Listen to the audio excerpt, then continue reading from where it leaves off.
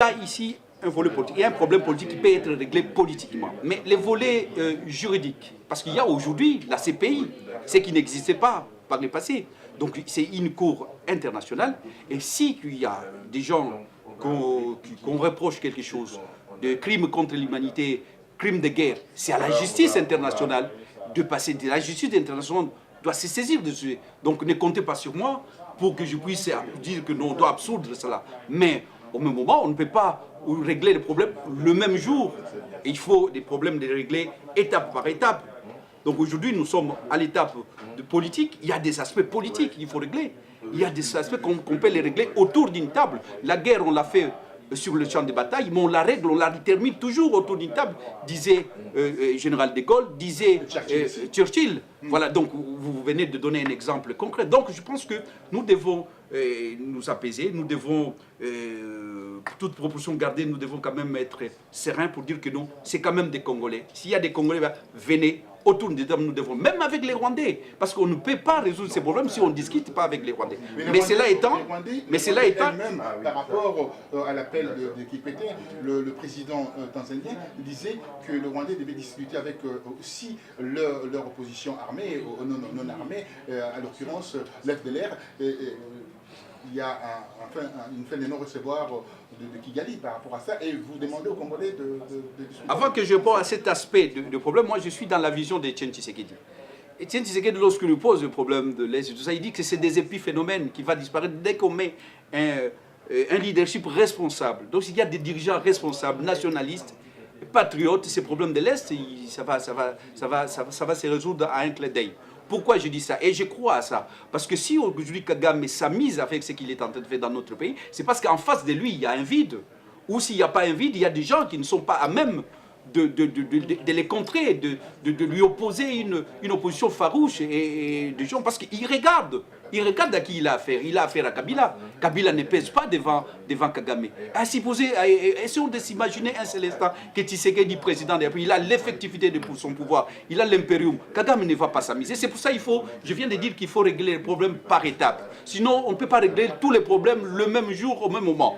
Donc nous avons le problème. C'est pour ça que nous insistons sur le problème de la légitimité, la crise de la légitimité, de la vérité des urnes, l'impérium de Tshisekedi. Ce n'est pas en l'air que nous disons ça. Parce que dès que nous résolvons ces problèmes-là, Tshisekedi a la manette du pouvoir et il dirige le pays, Kagame ne va pas s'amuser. Parce qu'avec des gens comme nous, ces lieutenants dans la manette du pouvoir, Kagame ne va pas s'amuser avec ce qu'il est en train de faire. S'il s'amuse, c'est parce qu'en face de lui, il y a des gens qui peuvent manipuler à bon escient. Et il connaît bien ces hommes, parce qu'avec des nationalistes, il ne peut pas s'amuser à faire ça. Donc je pense qu'aujourd'hui, réglons le problème par étapes. La crise de légitimité, qu'on résout ces problèmes de crise de légitimité. C'est pour ça que nous insistons pour que Kabila ne rempile pas en 2016. Parce que s'il revient en 2016, il va continuer la sale bésion et on risque de perdre ce pays. Alors, il y a eu un mémorandum signé en Angola,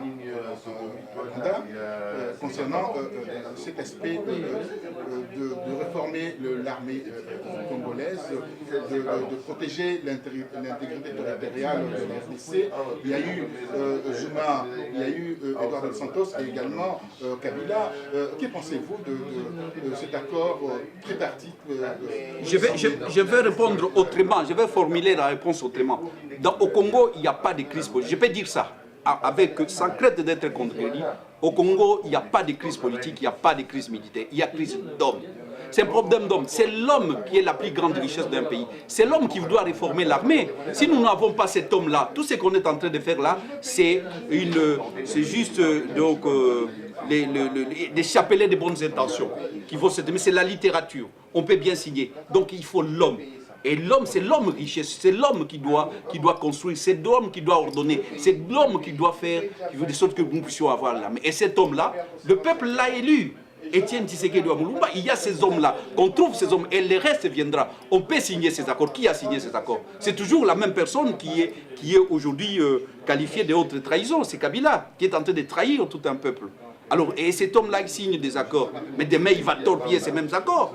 Il est à la fois juge parti, donc le fruit, comme on dit, donc il y a le verre est dans les fruits. Les faire est dans les fouilles. Donc ce qu'on est en train de faire là, c'est la politique théâtrale, la théâtralisation de la politique qui n'aboutira à rien. Mais ce que nous devons faire, c'est tout d'abord ces combats que nous sommes en train de mener, les combats de la politique. Parlons de ces combats au niveau de votre regroupement qui s'intitule FAC, donc Force acquise au changement. Vous avez 10 points essentiels que vous avez abordés au niveau de votre pétition. Pouvez-vous nous rappeler ces 10 points?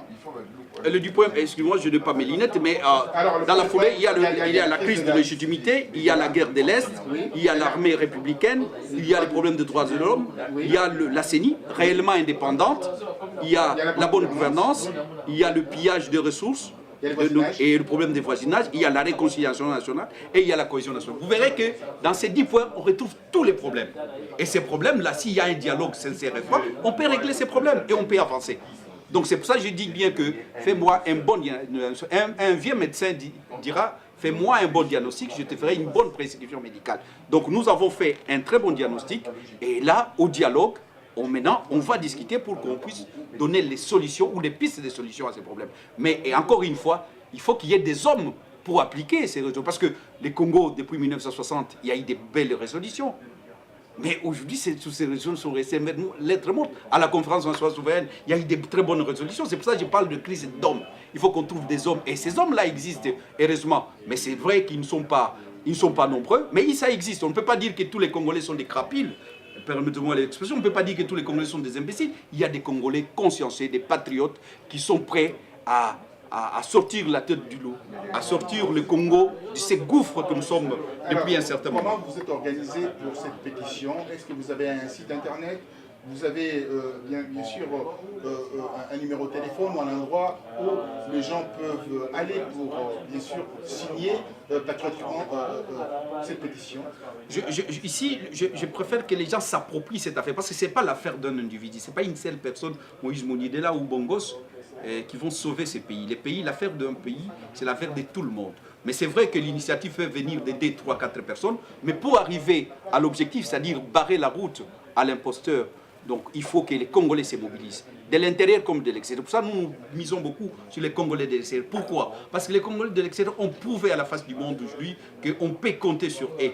Et comme disait Churchill, lorsqu'ils avaient des problèmes, il disait que nos enfants qui sont partis ailleurs, ils viendront nous sauver de cette misère. Et aujourd'hui, c'est le moment que nous lançons cet appel à ces Congolais, à nos enfants qui sont ici, qui sont dans la diaspora, qu'on appelle communément la diaspora, et ils sont capables, parce qu'ils comprennent les enjeux. Ils comprennent les enjeux, pourquoi? Parce que, je ne sais pas, parce que l'environnement permet à ceux qui y réfléchissent. Et chez nous, parfois, les gens n'ont pas le temps. Je ne dis pas que c'est tout le monde qui ne réfléchit pas, mais il y a beaucoup de paramètres, il y a beaucoup de pesanteurs qui font que les gens, même s'ils réfléchissent, parfois ils ne peuvent pas s'émouvoir, alors qu'ici les gens peuvent s'émouvoir facilement. Et pour répondre directement à votre question, il y a les numéros. Les numéros, les gens peuvent nous appeler au 06 14 38 60 et 73 ou au 06 52 52 07 39. Mais il y a aussi un numéro email, une adresse email, c'est moïse.dela@gmail.com. Donc ça sera incrusté au niveau de cette émission. Et nous faisons signer, et de demain, et nous avons déjà commencé, mais il y a une grande campagne qui commence demain dans les gares, et dans toutes les places de Paris pour signer la pétition parce que nous avons besoin de 100 000 signatures. 100 000 ou 5 000? 100 000 signatures. 100 000, ça c'est la Constitution, c'est l'article. Oui, c'est l'article 218 de la Constitution. Donc je disais que nous devons utiliser des méthodes, des armes conventionnelles, parce que c'est une arme conventionnelle. La pétition c'est une arme. Même dans les pays de la vieille démocratie, on a toujours utilisé, c'est une arme. Mais une arme conventionnelle, une arme constitutionnelle. Et cette arme, c'est une arme puissante.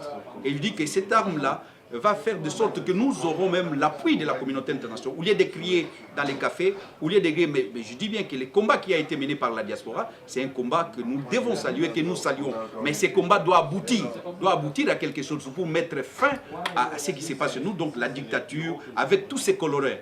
Donc nous voulons que les Congolais se mobilisent et nombreux pour signer cette pétition. Alors pour terminer, avant que je termine avec cette question de l'article 220, « Touche pas à ma constitution », ça c'est votre slogan, c'est le slogan de tous les Congolais d'ailleurs. Dites-moi, il y a eu... et pas des présidents à vie, parce que tel que avec Kabila, avec sa famille politique, nous amène à la présidence à vie. Ça c'est un recul pour la démocratie, c'est un recul même pour l'humanité. Tout à fait, il y a ça qu'on appelle la ligne rouge, je ne pas à franchir d'ailleurs. Oui. Alors dites-moi, il y a eu un précédent en RDC, un précédent qui inquiète beaucoup de gens, qui inquiète la démocratie aujourd'hui. Deux députés de la majorité, quoi qu'il soit de la majorité, ont été manu militari arrêtés et mis en prison. Que pensez-vous de cet aspect des choses? Je crois que la réponse est facile pour moi. Ça prouve tout simplement que nous ne sommes pas dans une démocratie. Nous sommes dans une démocrature. Nous sommes dans un État totalitaire. Nous sommes dans un système qui a un système qui a été vilipendé partout ailleurs dans le monde et qui a été banni aujourd'hui, qui revient en force dans notre pays. La RLTV a été éteinte. Et il y a des gens qu'on arrête chaque jour, Domi Dongala, Chaloupa, Mokia, il vient de sortir, nous autres, parfois on nous interdit. Donc bref, et il y a tous les coloraires de la dictature, tout ce qu'on trouve dans une dictature a pris aujourd'hui corps dans notre pays. Donc il n'y a pas que ces deux députés, parce qu'au moins ils sont connus. Il y a beaucoup d'anonymes qu'on tue chaque jour. Et l'exemple du chauffeur de Bazana, M. Bazana, chauffeur de Chebea. Et là, c'est un anonyme. Et il y a beaucoup d'anonymes comme ça. Donc ça prouve tout simplement qu'on ne veut pas attendre une autre son de cloche. C'est seulement la pensée unique, la pensée de Kabila, la pensée de sa famille. On ne veut pas qu'il y ait une contradiction.